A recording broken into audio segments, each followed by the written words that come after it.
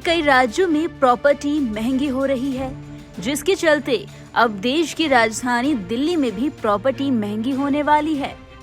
जी हाँ, आपको बता दें कि दिल्ली में रिहायशी संपत्तियों में सर्किल रेट अलग अलग इलाकों के हिसाब से 10 से लेकर 40% तक बढ़ने की संभावना है।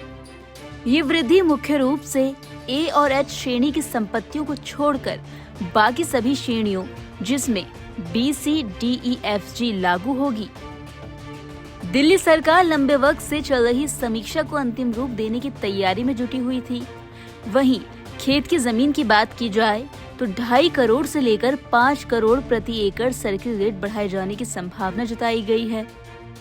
उधर दिल्ली में इलाकों के पुनर्गठन के बाद अब फिर से सर्किल रेट को लेकर भी इलाकों की सीमाओं को निर्धारित किया जाएगा। इलाकों के पुनर्गठन के बाद अब सरकार में सर्किल रेट को लेकर अंतिम फैसले के लिए तैयारी चल रही है। इसके बाद दिल्ली में संपत्ति खरीदना महंगा हो जाएगा। बताते चले कि सर्किल रेट बढ़ने से संपत्ति खरीदना महंगा हो जाता है, क्योंकि संपत्ति खरीदने पर स्टैंप ड्यूटी और रजिस्ट्रेशन शुल्क बढ़ जाता है। दिल्ली सरकार सर्किल रेट को लेकर विभिन्न मामलों को लेकर अध्ययन कर रही है।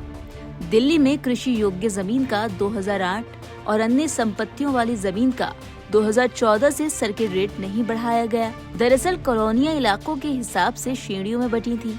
सालों पहले से लागू सर्किल रेट की वर्तमान व्यवस्था में कोई सब श्रेणी नहीं है, मगर सर्किल रेट की नई व्यवस्था में एक श्रेणी में 2 से लेकर 3 सब श्रेणी तक भी लागू होंगी।